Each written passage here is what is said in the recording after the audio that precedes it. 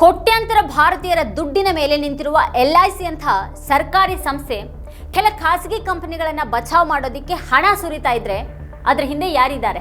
LIC ಅಂತ ಪ್ರತಿಷ್ಠಿತ ಸಾರ್ವಜನಿಕ ಸಂಸ್ಥೆಗಳ ಜೊತೆಗೆ ಹೇಗೆಲ್ಲ ಚೆಲ್ಲಾಟ ಆಡಲಾಗ್ತಾ ಇದೆ? ಪ್ರಬಲ ಕೈಗಾರಿಕಾ ಸಮೂಹಗಳು ಹಿಂಬಾಗಿಲಿನಿಂದ ಲಾಭ ಮಾಡ್ಕೊಳ್ತಾ ಜನರನ್ನ ವಂಚಿಸ್ತಾ ಇರುವಾಗ ಮೋದಿ ಸರ್ಕಾರ ಹೇಗೆ ರಾಮರಾಜ್ಯದ ಮಾತಾಡ್ತಾ ಇದೆ?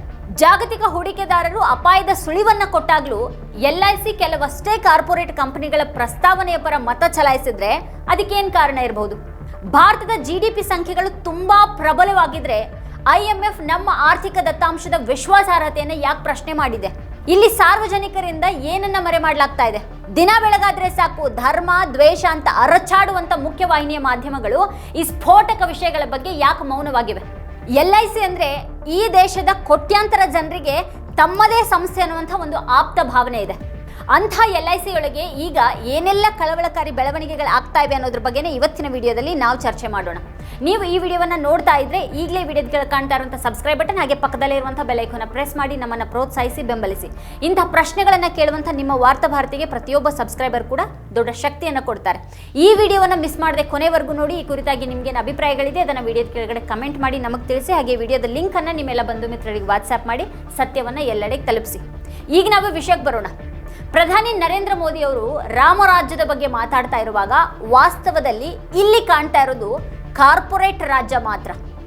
ದೊಡ್ಡ ಕಾರ್ಪೊರೇಟ್ ಸಂಸ್ಥೆಗಳು ಸಾಲವನ್ನ ತೆಗೆದುಕೊಳ್ತವೆ, ಮರುಪಾವತಿಯನ್ನ ಮಾಡೋದಿಲ್ಲ.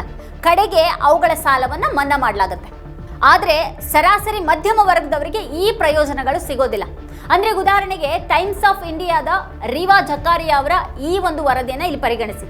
ಏರ್ಸೆಲ್ ಸಂಸ್ಥಾಪಕ C ಶಿವಶಂಕರನ್ ಸೆಷಲ್ಸ್ನಲ್ಲಿರುವಂತಹ ರತನ್ ಟಾಟಾ ಅವರ ವಿಲ್ಲಾವನ್ನು ಖರೀದಿ ಮಾಡೋದಕ್ಕೆ ಪೈಪೋಟಿಯಲ್ಲಿದ್ದಾರೆ ಅನ್ನುವಂಥ ವರದಿ ಬಂದಿದೆ. ಅದನ್ನ 55 ಕೋಟಿಗೆ ಖರೀದಿ ಮಾಡೋದಕ್ಕೆ ಅವ್ರು ನೋಡ್ತಾ ಇದ್ದಾರೆ. ದಿವಾಳಿ ಆದಂತಹ ಒಬ್ಬ ವ್ಯಕ್ತಿ 55 ಕೋಟಿ ಮೌಲ್ಯದ ವಿಲ್ಲಾವನ್ನು ಖರೀದಿ ಮಾಡ್ತಾರೆ ಅನ್ನೋದೇ ಅನುಮಾನಗಳನ್ನು ಮೂಡಿಸುತ್ತೆ. ನೀವು ಈ ಜೂನ್ 2021ರ ಬಿಸ್ನೆಸ್ ಸ್ಟ್ಯಾಂಡರ್ಡ್ ವರದಿಯನ್ನ ನೋಡಿದಾಗ ಮತ್ತೆ ಎರಡನ್ನು ಸಂಯೋಜಿಸಿದಾಗ ಇಲ್ಲಿ ಚಿತ್ರಣವು ಬಹಳ ಸ್ಪಷ್ಟ ಆಗುತ್ತೆ. ಶಿವಶಂಕರನ್ ಅವರ ಶಿವ ಇಂಡಸ್ಟ್ರೀಸ್ 4863 ಕೋಟಿ ಸಾಲವನ್ನ ಮರುಪಾವತಿಸಲಿಲ್ಲ. ವರದಿಗಳು ಹೇಳೋ ಪ್ರಕಾರ LIC, SBI, union bank of India ಮತ್ತೆ ಪಂಜಾಬ್ ನ್ಯಾಷನಲ್ ಬ್ಯಾಂಕ್ ಎಲ್ಲಾನು 4000 ಕೋಟಿಗಿಂತ ಹೆಚ್ಚಿನ ಸಾಲವನ್ನ ಕೇವಲ 318 ಕೋಟಿಗೆ ಮನ್ನಾ ಮಾಡಿಬಿಟ್ಟಿವೆ. ದೊಡ್ಡ ಕಾರ್ಪೊರೇಟ್ಗಳ ಸಾಲಗಳನ್ನ ಮನ್ನಾ ಮಾಡಲಾಗುತ್ತೆ, ಆದರೆ ಮಧ್ಯಮ ವರ್ಗದ ವ್ಯಕ್ತಿ ಸಾಲವನ್ನ ಮರುಪಾವತಿ ಮಾಡುವಲ್ಲಿ ಕೆಲವೇ ತಿಂಗಳ ತಡ ಆದ್ರೂ ಕೂಡ ಅವನ ಮನೆಯನ್ನೇ ಹರಾಜು ಮಾಡಿ ಬೀದಿಗೆ ತರಲಾಗುತ್ತೆ. ಹಾಗಾದ್ರೆ 57 ಲಕ್ಷ ಕೋಟಿ ಸಾರ್ವಜನಿಕ ಹಣ ಹೊಂದಿರುವಂತಹ LIC ಹೇಗೆ ಉಳ್ಕೊಳ್ಳುತ್ತೆ? LICಯಲ್ಲಿರುವಂತಹ ಹಣವನ್ನೆಲ್ಲ ಸರ್ಕಾರದೊಂದಿಗಿನ ಸಂಪರ್ಕಗಳ ಮೂಲಕ 2 ಅಥವಾ 3 ಭಾರತೀಯ ಕೈಗಾರಿಕಾ ಸಂಸ್ಥೆಗಳು ಅಥವಾ ಕಾರ್ಪೊರೇಟ್ಗಳನ್ನ ರಕ್ಷಿಸೋದಕ್ಕೆ ಬಳಸಲಾಗ್ತಾ ಇದೆಯಾ? ಇನ್ನು ಈ ನಡುವೆ ಅಂತಾರಾಷ್ಟ್ರೀಯ ಹಣಕಾಸು ನಿಧಿ ಅಂದ್ರೆ IMF ಭಾರತ ಸರ್ಕಾರದ ಡೇಟಾ ಗುಣಮಟ್ಟವನ್ನ C ಗ್ರೇಡ್ ಅಂತ ರೇಟ್ ಮಾಡಿದೆ ಅನ್ನುವಂಥ ಒಂದು ಸುದ್ದಿ ಇದೆ. ಯಾಕೆ ಹೀಗೆ? ಇದು ನಮ್ಮ ದೇಶಕ್ಕೆ ಕೆಟ್ಟ ಹೆಸರು ತರ್ತಾ ಇಲ್ವಾ? ಮೋದಿ ಸರ್ಕಾರ ಫೆಬ್ರವರಿ 2024ರಲ್ಲಿ ಸೆಮಿಕಂಡಕ್ಟರ್ ಸ್ಥಾವರಗಳ ಸ್ಥಾಪನೆಗೆ ಸಬ್ಸಿಡಿಗಳನ್ನು ನೀಡೋದಕ್ಕೆ ನಿರ್ಧಾರ ಮಾಡ್ತು ಅನ್ನುವಂಥ ವರದಿ ಕೂಡ ಬಹಿರಂಗ ಆಗಿದೆ. ಈ ನಿರ್ಧಾರದಿಂದ 2 ಟಾಟಾ ಗ್ರೂಪ್ ಕಂಪನಿಗಳಿಗೆ ಸುಮಾರು 44,000 ಕೋಟಿ ಮೌಲ್ಯದ ಸಬ್ಸಿಡಿ ಸಿಕ್ತು. ಈ ನಿರ್ಧಾರದ 4 ವಾರಗಳ ನಂತರ ಟಾಟಾ ಗ್ರೂಪ್ BJPಗೆ 758 ಕೋಟಿ ದೇಣಿಗೆಯನ್ನು ಕೊಡ್ತು. ಒಂದು ಕಂಪನಿ 44,000 ಕೋಟಿ ಲಾಭ ಪಡಿತಾ ಇದೆ ಮತ್ತು ಆ ಕಂಪನಿ BJPಗೆ 758 ಕೋಟಿ ದೇಣಿಗೆಯನ್ನು ನೀಡ್ತಾ ಇದೆ. ದೇಶದ ಜನರಿಗೆ ಮಾತ್ರನೇ ಇಂಥದ್ದೊಂದು ವ್ಯವಹಾರದ ಬಗ್ಗೆ ಪಾಪ ಗೊತ್ತೇ ಇಲ್ಲ.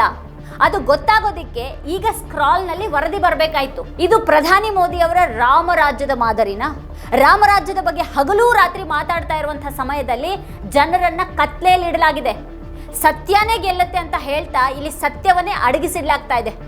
ಈ ಸರ್ಕಾರ ಯಾವುದೋ 1-2 ಕಂಪನಿಗಳ ಲಾಭಕ್ಕಾಗಿ ಮಾತ್ರನೇ ನಡೀತಾ ಇದೆಯಾ ಅನ್ನುವಂಥ ಒಂದು ಪ್ರಶ್ನೆ ಕೂಡ ಹೇಳುತ್ತೆ. ಇಲ್ಲಿ LIC ತನ್ನ ಪಾಲನ್ನ ಹೊಂದಿರುವಂತಹ ಕಂಪನಿಗಳಿಗೆ ಸಂಬಂಧಪಟ್ಟಂಥ ವಿಷಯಗಳಲ್ಲಿ ಹೇಗೆ ನಿರ್ಧಾರವನ್ನ ತೆಗೆದುಕೊಳ್ಳುತ್ತೆ ಅನ್ನೋದ್ರ ಬಗ್ಗೆ ಅಧ್ಯಯನ ಮಾಡಿದಂಥ ಮಿಂಟ್ ವರದಿ 9,000 ನಿರ್ಧಾರಗಳನ್ನು ಇಲ್ಲಿ ಪರಿಶೀಲಿಸಿದೆ. 2023ರ ಹಣಕಾಸು ವರ್ಷದಿಂದಾನು 9,000 ಪ್ರಸ್ತಾವನೆಗಳಲ್ಲಿ LIC ಪಾಲ್ಗೊಳ್ಳುವಿಕೆಯ ಬಗ್ಗೆ ವರದಿ ವಿವರಿಸುತ್ತೆ.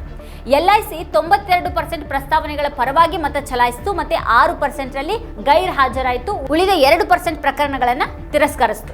ಈ ವರದಿಯ ಪ್ರಕಾರ ರಿಲಯನ್ಸ್ ಮತ್ತೆ ಅದಾನಿ ಗುಂಪುಗಳಿಂದ ಪ್ರಸ್ತಾವನೆಗಳು ಬಂದಾಗಲೆಲ್ಲಾನು LIC ಅವುಗಳನ್ನು ವಿರೋಧ ಮಾಡಲಿಲ್ಲ ಅಥವಾ ಹಾಜರಿರಲಿಲ್ಲ. ಆದರೂ ಇತರ ಕಂಪನಿಗಳಿಂದ ಇದೇ ರೀತಿಯ ಪ್ರಸ್ತಾವನೆಗಳನ್ನು ಷೇರುದಾರರ ಮುಂದಿಟ್ಟಾಗ LIC ಅವುಗಳನ್ನು ವಿರೋಧ ಮಾಡಿತು. 57 ಲಕ್ಷ ಕೋಟಿ ನಿಧಿಯನ್ನು ಹೊಂದಿರುವಂತಹ ದೇಶದ ಅತಿ ದೊಡ್ಡ ಸಂಪತ್ತು ನಿರ್ವಹಣಾ ಕಂಪನಿ ತನ್ನ ಹೂಡಿಕೆ ನಿರ್ಧಾರಗಳನ್ನು ಹೇಗೆ ತೆಗೆದುಕೊಳ್ಳುತ್ತೆ ಮತ್ತೆ ಅದು ಪಾಲನ್ನ ಹೊಂದಿರುವಾಗ ಅದು ಯಾವ ಮಾನದಂಡಗಳನ್ನು ಅನುಸರಿಸುತ್ತೆ ಅನ್ನುವಂಥ ಒಂದು ಪ್ರಶ್ನೆಯನ್ನ ಈ ಒಂದು ವರದಿ ಎತ್ತುತ್ತೆ. ಕೆಲವು ಪ್ರಸ್ತಾವನೆಗಳ ವಿರುದ್ಧವೂ ಕೂಡ ಮತ ಚಲಾಯಿಸಲಾಗುತ್ತೆ. ಆದರೆ ಅದಾನಿ ಮತ್ತೆ ಅಂಬಾನಿಯವರ ಪ್ರತಿಯೊಂದು ಪ್ರಸ್ತಾವನೆಗೆ ಹೌದು ಅನ್ನುವಂತಹ ಮತ ಸಿಗುತ್ತೆ ಅಥವಾ ಗೈರು ಹಾಜರಾಗುತ್ತೆ. LIC ಹಲವಾರು ಕಂಪನಿಗಳಲ್ಲಿ ಹೂಡಿಕೆ ಮಾಡುತ್ತೆ. ಹಾಗಾದ್ರೆ ಅತಿ ದೊಡ್ಡ ಷೇರುದಾರ ಸಂಸ್ಥೆಯಾಗಿ ಕಾರ್ಪೊರೇಟ್ ಆಡಳಿತದ ಅತ್ಯುನ್ನತ ಮಾನದಂಡಗಳನ್ನು ಅನುಸರಿಸಲಾಗ್ತಾ ಇದೆ ಅಂತ LIC ಖಚಿತಪಡಿಸಿಕೊಳ್ಬೇಕಲ್ವಾ? ಬಜಾಜ್ ಫೈನಾನ್ಸ್, TVS ಮೋಟಾರ್ಸ್ ಪ್ರಸ್ತಾವನೆಗಳನ್ನು ವಿರೋಧ ಮಾಡುವ ಅಥವಾ ತಿರಸ್ಕರಿಸುವಂತಹ LIC ಅದಾನಿ ಅಂಬಾನಿಗಳ ಪ್ರಸ್ತಾವನೆ ಬಂದಾಗಲೆಲ್ಲಾನು ಅದರ ಪರವಾಗಿ ಮತ ಚಲಾಯಿಸೋದ್ರ ಅರ್ಥ ಏನು? 2022 ಏಪ್ರಿಲ್ 1ರಿಂದ 14 ತ್ರೈಮಾಸಿಕಗಳಲ್ಲಿ ರಿಲಯನ್ಸ್ ಮತ್ತೆ ಅದಾನಿಯಿಂದ ಯಾವುದೇ ಪ್ರಸ್ತಾವನೆಗಳನ್ನ ಅದು ವಿರೋಧ ಮಾಡಲಿಲ್ಲ ಅನ್ನೋದನ್ನ ಮಿಂಟ್ ವರದಿ ಹೇಳುತ್ತೆ. ಇಲ್ಲಿ ಮಿಂಟ್ ಕಂಡುಕೊಂಡ ಪ್ರಕಾರ LIC ಸಾರ್ವಜನಿಕ ವಲಯದಿಂದ ಹೆಚ್ಚಿನ ಹಣವನ್ನ ರಿಲಯನ್ಸ್ ಇಂಡಸ್ಟ್ರೀಸ್ ಲಿಮಿಟೆಡ್ ಅಂದ್ರೆ RIL ಮತ್ತೆ ಜಿಯೋ ಫೈನಾನ್ಷಿಯಲ್ ಸರ್ವಿಸ್ ನಲ್ಲಿ ಹೂಡಿಕೆಯನ್ನ ಮಾಡಿದೆ. ಇದು ಅತಿ ದೊಡ್ಡ ಷೇರುದಾರ. LIC RIL ನಲ್ಲಿ ಸುಮಾರು 1,47,000 ಕೋಟಿ ಹೂಡಿಕೆ ಮಾಡಿದೆ. ಅದಾನಿ ಗ್ರೂಪ್ ಕಂಪನಿಗಳಿಂದ ಬಂದಂಥ 368 ಪ್ರಸ್ತಾವನೆಗಳಲ್ಲಿ LIC 351 ಪ್ರಸ್ತಾವನೆಗಳಿಗೆ ಒಪ್ಪಿಗೆಯನ್ನು ಕೊಟ್ಟಿದೆ. ಉಳಿದ 17 ಪ್ರಸ್ತಾವನೆಗಳಿಗೆ ಗೈರ್ ಹಾಜರಾಗಿದೆ. ಆದರೆ ಒಂದೇ ಒಂದು ಪ್ರಸ್ತಾವನೆಗೆ ವಿರುದ್ಧವಾಗಿ ಅದು ಮತ ಚಲಾಯಿಸಲಿಲ್ಲ. ಇತರ ಕಂಪನಿಗಳಿಂದ ಇದೇ ರೀತಿಯ ಪ್ರಸ್ತಾವನೆಗಳನ್ನು LIC ವಿರೋಧ ಮಾಡಿತು. ಆಗಸ್ಟ್ 2023ರಲ್ಲಿ ಮುಖೇಶ್ ಅಂಬಾನಿಯನ್ನ RILನ MD ಮತ್ತೆ ಅಧ್ಯಕ್ಷರನ್ನಾಗಿ ಮರು ನೇಮಕ ಮಾಡುವಂತಹ ಒಂದು ಪ್ರಸ್ತಾವನೆಯನ್ನ ಷೇರುದಾರರ ಮುಂದೆ ಮಂಡಿಸಲಾಯಿತು. LIC ಅದರ ಪರವಾಗಿ ಮತ ಚಲಾಯಿಸಿತು.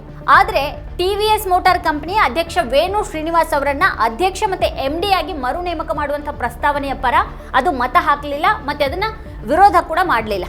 LIC ಅದಾನಿ ಗ್ರೂಪ್ನ ಪ್ರಕರಣದಲ್ಲಿಯೂ ಕೂಡ ಇದನ್ನ ಅನುಸರಿಸಿತು. ಕಳೆದ ವರ್ಷ ಜೂನ್ನಲ್ಲಿ ಅದಾನಿ ಎಂಟರ್ಪ್ರೈಸಸ್ ಗೌತಮ್ ಅದಾನಿ ಸಹೋದರರಾದಂತಹ ರಾಜೇಶ್ ಅದಾನಿ ಮತ್ತೆ ಪ್ರಣವ್ ಅದಾನಿ ಅವರ ಮರು ನೇಮಕಾತಿಗೆ ಅನುಮೋದನೆಯನ್ನ ಕೋರಿತು.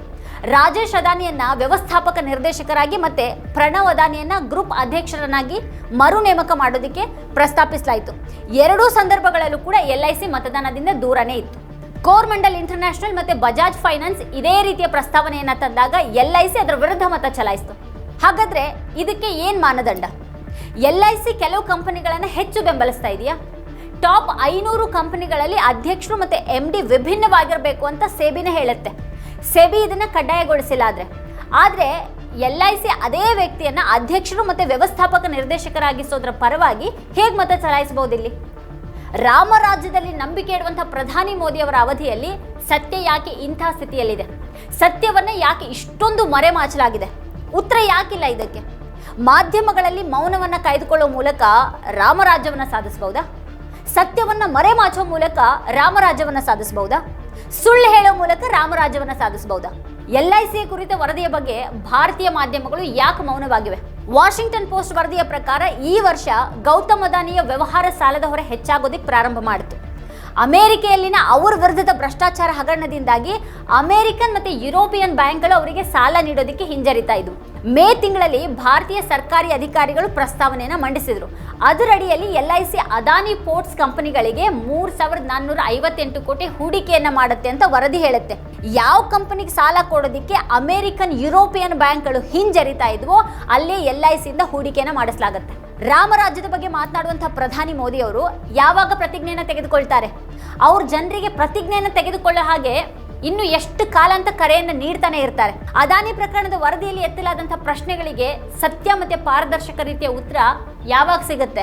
ವಾಷಿಂಗ್ಟನ್ ಪೋಸ್ಟ್ ವರದಿ ಪ್ರಕಟ ಆದ ನಂತರ ಅಕ್ಟೋಬರ್ 28ರಂದು LIC ಪ್ರತಿಕ್ರಿಯೆಯನ್ನು ನೀಡಿತು. ಆದರೆ ಅದರ ಪ್ರಕಟಣೆಯಲ್ಲಿ ಅದು ಸಹಿ ಮಾಡಿರಲಿಲ್ಲ ಅಂತ ಅಂದ್ರೆ ಇದೆಂತ ಪ್ರತಿಕ್ರಿಯೆ? ಅದರ ನಿರ್ದೇಶಕರು, ಅಧ್ಯಕ್ಷರು ಅಥವಾ ಯಾವುದೇ ಕಾರ್ಯನಿರ್ವಾಹಕ ನಿರ್ದೇಶಕರ ಸಹಿಗಳು ಮತ್ತೆ ಹೆಸರುಗಳು ಅಲ್ಲಿ ಯಾಕಿಲ್ಲ? ಹೀಗೆಲ್ಲ ಇರುವಾಗಲೇ ಮಿಂಟ್ ವರದಿ ಮತ್ತೆ LIC ಚಟುವಟಿಕೆಗಳ ಬಗ್ಗೆ ಪ್ರಶ್ನೆಗಳನ್ನು ಹುಟ್ಟುಹಾಕುತ್ತೆ. LIC ತನ್ನ ಹೂಡಿಕೆಗಳಲ್ಲಿ ಪಾರದರ್ಶಕತೆಯನ್ನು ಕಾಯ್ದುಕೊಳ್ತಾ ಇದೆಯಾ ಮತ್ತೆ ಅದು ಯಾವುದೇ ಮಾನದಂಡಗಳನ್ನು ಅನುಸರಿಸ್ತಾ ಇದೆಯಾ? ಹಾಗೆ ಇನ್ನೊಂದು ಕಡೆಗೆ IMF ಸಹ ಭಾರತ ಸರ್ಕಾರವನ್ನ ಪ್ರಶ್ನೆ ಮಾಡ್ತಾ ಇದೆ. ಅದರ GDP ಅಂಕಿಅಂಶಗಳ ಸತ್ಯಾಸತ್ಯತೆ ಪ್ರಶ್ನಾರ್ಹವಾಗಿದೆ ಅಂತ ಹೇಳ್ತಾ ಇದೆ. ಆ ಅಂಕಿಅಂಶಗಳಲ್ಲಿ ಅನೇಕ ತಪ್ಪುಗಳಿವೆ ಅಂತ ಹೇಳಲಾಗಿದ್ದು IMF ಭಾರತಕ್ಕೆ C ಗ್ರೇಡ್ ಅನ್ನ ನೀಡಿದೆ. GDP ಡೇಟಾ ಕೂಡ ತಪ್ಪಾಗಿದ್ರೆ ಇದೇನ್ ಮತ್ತೆ ಸತ್ಯ ಏನು? ಪ್ರತಿ ಹಂತದಲ್ಲೂ ಬರೀ ಸುಳ್ಳುಗಳನ್ನ ಹೇಳಲಾಗ್ತಾ ಇದೆಯಾ? GDP ಈ ಮಟ್ಟವನ್ನ ತಲುಪಿದೆ ಅಂತ ಸುಳ್ಳುಗಳನ್ನ ಹೇಳಿ ನಂಬಿಸಲಾಗ್ತಾ ಇದೆಯಾ? ಕಳೆದ ವರ್ಷ IMF ಅದಕ್ಕೆ ಸಿ ಗ್ರೇಡ್ ಅನ್ನ ನೀಡಿತು, ಮತ್ತೆ ಈ ವರ್ಷ ಮತ್ತೆ ಸಿ ಗ್ರೇಡ್ ಅನ್ನ ನೀಡಿದೆ. ನಿರಂತರವಾಗಿ ಸಿ ಗ್ರೇಡ್ ಪಡೆಯೋದು ಯಶಸ್ಸಿನ ಸಂಕೇತನಾ? ಭಾರತದ 90%ಕ್ಕಿಂತ ಹೆಚ್ಚು ಕಂಪನಿಗಳು ಅಸಂಘಟಿತ ವಲಯದಲ್ಲಿವೆ. ಅವುಗಳಿಗೆ ಯಾವುದೇ ಲೆಕ್ಕಪತ್ರನೇ ಇಲ್ಲ. ಸಂಘಟಿತ ವಲಯದ ಕೆಲ ಸಾವಿರ ಕಂಪನಿಗಳ ಕಾರ್ಯಕ್ಷಮತೆಯ ಆಧಾರದ ಮೇಲೆ ಅವುಗಳನ್ನ GDPಯಲ್ಲಿ ಎಣಿಸಲಾಗುತ್ತೆ. ಅಸಂಘಟಿತ ವಲಯದಲ್ಲಿರುವಂತಹ ಈ ಸಣ್ಣ ಕಂಪನಿಗಳ ಬಗ್ಗೆ ಡೇಟಾ ಇದ್ರೆ ಸರ್ಕಾರ ಹೇಳಿಕೊಳ್ಳುವಂತಹ ಈ GDP ಅಂಕಿಅಂಶ ಇರ್ತಾ ಇರಲಿಲ್ಲ. ಸಣ್ಣ ವ್ಯವಹಾರಗಳು ಇವತ್ತು ತುಂಬಾ ಕೆಟ್ಟ ಸ್ಥಿತಿಯಲ್ಲಿವೆ. ಅವುಗಳ ಪರಿಸ್ಥಿತಿ ನಮ್ಮ GDPಯಲ್ಲಿ ಕಾಣಿಸೋದಿಲ್ಲ. ದೇಶದ ಸ್ಥಿತಿ ಏನು, ಅದು ಹೇಗೆ ನಡೀತಾ ಇದೆ, ಯಾರ ಲಾಭಕ್ಕಾಗಿ ನಡೀತಾ ಇದೆ, ಇವತ್ತಿನ ಭಾರತದಲ್ಲಿ ಯಾವುದೂ ಕೂಡ ಜನರಿಗೆ ಗೊತ್ತಾಗ್ತಾ ಇಲ್ಲ. ಸತ್ಯವನ್ನ ತೋರಿಸುವಂತಹ ವರದಿಗಳು ಎಲ್ಲೋ ಒಂದ್ ಕಡೆ ಪ್ರಕಟ ಆಗುವಾಗ ಮುಖ್ಯವಾಹಿನಿಯ ಮಾಧ್ಯಮಗಳು ನಮಗೆ ಬೇಡವಾಗಿದ್ದಂಥ ವಿಚಾರಗಳಲ್ಲಿ ಮುಳುಗಿವೆ. ಅವು ಧರ್ಮ ಮತ್ತೆ ಜಾತಿಯ ಬಗ್ಗೆ ಮಾತಾಡ್ತವೆ, ರಾಷ್ಟ್ರೀಯತೆಯ ಬಗ್ಗೆ ಸಾಕಷ್ಟು ಚರ್ಚೆಯನ್ನ ನಡೆಸ್ತವೆ. ತನಿಖೆಯನ್ನಂತೂ ಮಾಡೋದೇ ಇಲ್ಲ, ಬದಲಿಗೆ ಸತ್ಯವನ್ನ ಮುಚ್ಚಿಡೋದಕ್ಕೆ ಸತತವಾಗಿ ಪ್ರಯತ್ನ ಪಡ್ತವೆ. ವೀಕ್ಷಕರ ಕುರಿತಾಗಿ ನೀವೇನು ಹೇಳ್ತೀರಿ? ನಿಮ್ಗೇನು ಅಭಿಪ್ರಾಯ ಇದೆ ಅದನ್ನು ವಿಡಿಯೋದ ಕೆಳಗಡೆ ಕಮೆಂಟ್ ಮಾಡಿ ನಮಗೆ ತಿಳಿಸಿ.